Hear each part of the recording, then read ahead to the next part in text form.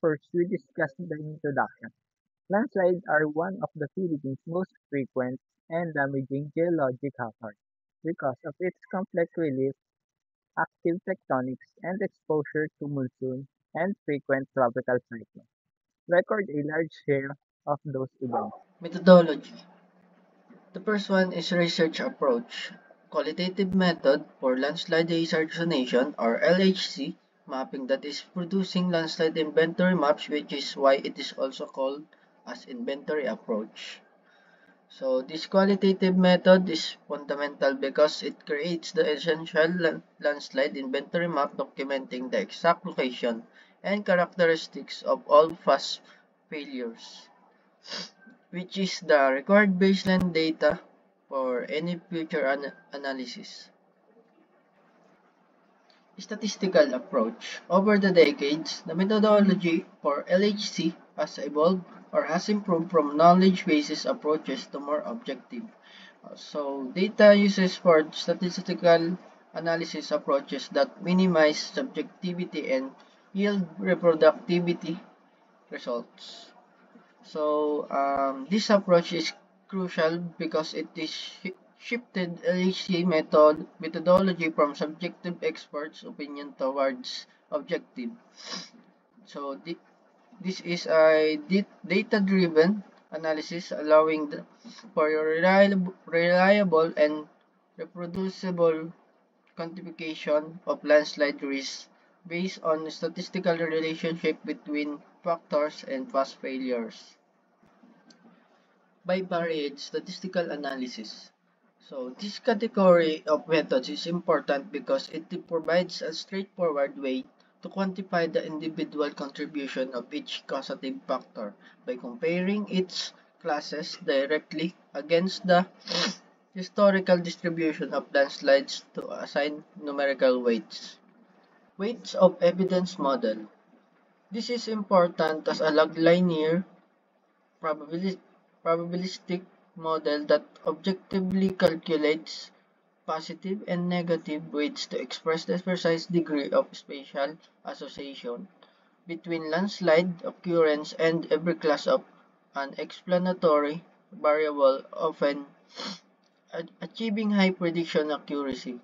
So, which this is defined the degree of spatial association of every class that's explanatory of landslides. Weighted overlay method. This simple yet effective method is important for spatially combining weighted causative factors in a GIS, which helps determine the relative importance of different factors like land use or slope in triggering slope failures. Then spatially combining or overlaying the data layers with, within a GIS to produce the LHC map. Frequency ratio approach. This bivariate method is important because it intuitively quantifies the correlation between a factor's subclasses and past landslides through a simple ratio, summing them to create a landslide susceptibility index or LSI with a demonstrated high accuracy. Information value model or IVM. It is important because it effectively calculates a numerical information value for each factor class based on the statistical presence of landslides, thereby quantifying the influence of each parameter, including anthropogenic activities in isusceptibility zones. Multivariate statistical analysis is the superior method for landslide hazard resonation because it objectively quantifies the simultaneous contribution of all geo-environmental factors to landslide risk. Logistic regression or LR analysis. The logistic regression model is highly effective for landslide prediction because it specializes in modeling the dichotomous outcome or landslide or non-landslide by finding the best statistical fit between past failures and all causative factors. Discriminant analysis or DI method. is a powerful statistical method for LHC that maximizes the difference between landslide and stable areas to derive predict weights.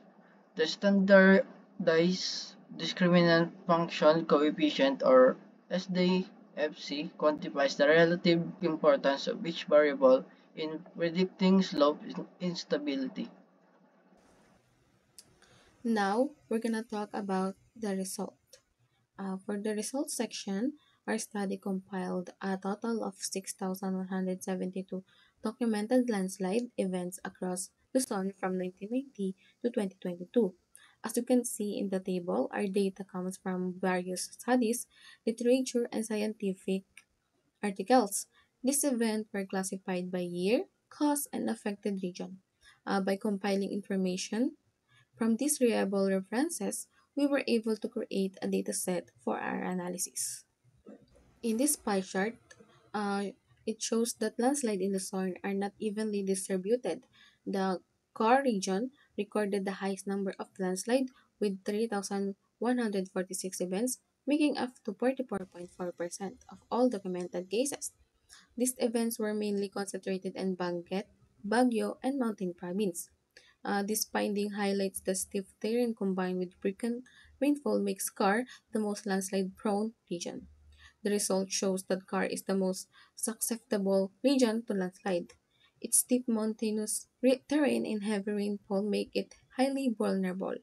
In contrast, Region 1, Region 2, and other parts of Luzon recorded significantly fewer landslides, suggesting that topography plays a major role in determining hazard levels. In this pie chart, represents the proportion of landslide based on their triggered factors. The majority, or 77.8%, were caused by typhoons and intense rainfall. Meanwhile, earthquake triggered landslide accounted for 22.2%. Although the earthquake triggered landslide percentage is smaller, it still indicates a significant hazard, especially in areas near active faults. This data indicates that extreme rainfall from typhoons is the primary driver of landslide in Luzon. This graph shows the yearly number of landslides from 1990 to 2022. Overall landslide activity was generally low for most years. However, we observed major spikes in the year 2009 and 2019. This coincidence with the Typhoon Pepeng in 2009 and Typhoon Tisoy in 2019, both of which caused widespread slope failures. There was also a notable increase in 2018, associated with Typhoon Umpong. This pattern suggests that climate change, which increased typhoon intensity, may continue to elevate landslide risk. This highlights the need for improved hazard monitoring and yearly warning system and climate resilient land use planning. Overall, the results reveal that landslide activity in Luzon is not constant but is highly responsive to extreme climate disturbances. Typhoons remain the major driver of widespread landslide events, while mountainous regions like Car are the most consistently affected.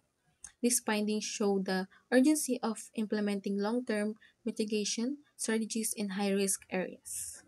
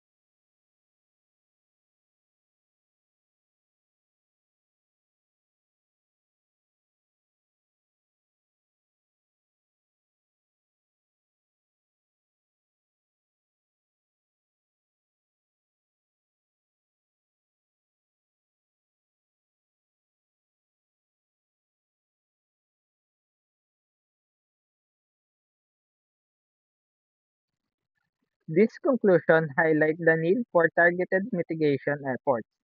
stronger monitoring system, and climate resilient land. Use planning to reduce future landslides in risk that region. Thank you for listening.